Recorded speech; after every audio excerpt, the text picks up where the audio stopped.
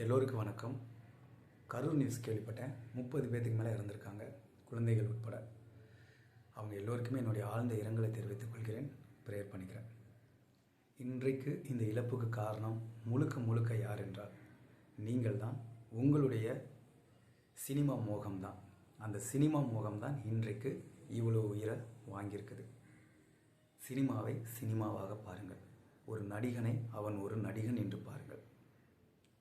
தயவு செய்து இன்றைக்கு வந்த கூட்டம் ஒரு தலைவனை தேடி வந்த கூட்டம் அல்ல, ஒரு நடிகனை தேடி வந்த கூட்டம்.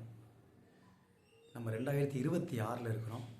எவ்வளோ நியூஸ் கேள்விப்பட்டிருப்போம். ஒரு கூட்ட நெரிசலில் போனீங்கன்னா அங்கே மூச்சு விட முடியாது, எந்த அசம்பாவிதம்னாலும் நடக்கும் அப்படின்னு. குழந்தைகள்லாம் கூட்டு போயிருக்கீங்க. கொஞ்சம் கூட உங்களுக்கு ஒரு காமன் சென்ஸு, ஒரு அறிவு இருக்குதா இல்லையான்னு எனக்கு தெரியல. இதற்கு மறைமுகமாக காரணம் என்றால் விஜயும் அவர்கள் தான், டிஎம்கேவும் தான். விஜய் அவர் சொன்ன டயத்துக்கு வந்திருந்தாருன்னா இன்றைக்கி இவ்வளோ கூட்டங்கள் வந்திருக்காரு. அதே மாதிரி டிஎம்கே அவர் என்ன இடம் கேட்டிருந்தாரோ அந்த இடத்த கொடுத்துருக்கலாம். இல்லை விஜயாவது எனக்கு இந்த இடம் தரலைன்னா அந்த இடத்துல நம்ம மீட்டிங்கை கேன்சல் பண்ணியிருக்கலாம் அப்படின்னு சொல்லியிருக்கலாம். இதெல்லாம் தவிர்த்திருந்தால் இன்றைக்கு இந்த இழப்புகளை நம்ம தவிர்த்திருக்கலாம்.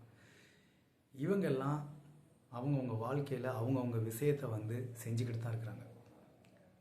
வருத்தம் தெரிவிப்பாங்க, ஒரு இழப்பீடு தந்துட்டு போய்கிட்டே இருப்பாங்க. சரிங்களா? அது உங்களுக்கு இழந்த சொந்தங்களை வர வைக்காது. இனிமேலாவது மக்களாகிய நீங்கள் சினிமாவை சினிமாவாக பாருங்கள். சரிங்களா? ரியல் வாழ்க்கை வேறு, சினிமா வேறு. உங்களுக்கான தலைவனை திரையில் தேடாதீங்க. உங்களோடு நின்று யார் போராடுறாங்களோ அவங்கள உங்கள் தலைவனாக தேர்ந்தெடுங்க. இனிமேலாவது மக்கள் திருந்த வேண்டும். தயவு செய்து திருந்துங்கள். இளைஞர்கள் நீங்கள் தான் இந்த தமிழகத்தினுடைய எதிர்காலம். உங்களுடைய வாழ்க்கையை, உங்கள் சொந்த வாழ்க்கையை நீங்கள் பாருங்கள். சினிமாவோ சினிமா நடிகர்களோ யாரும் உங்களுடைய வாழ்க்கையில் எந்த விதமான இம்பேக்டும் பண்ண மாட்டாங்க. அதனால் உங்கள் வாழ்க்கை நீங்கள் தான். உங்கள் வாழ்க்கை உங்கள் கையில் தான். நீங்கள் சம்பாதிச்சாதான் உங்களுடைய சந்ததிகள் நல்லாயிருக்கும். நீங்கள் பாதுகாப்பாக இருந்தால் தான் உங்கள் குடும்பம் பாதுகாப்பாக இருக்கும். அதனால் இதற்கப்புறமாவது இது போன்று ஒரு அசம்பாவிதம் நடக்காத வகையில் நடந்து கொள்ளுங்கள். என்றைக்கு தமிழகம் சினிமாவை விட்டு வெளியில் வருகிறதோ அன்றைக்கு தான் தமிழகம் முன்னேறும்.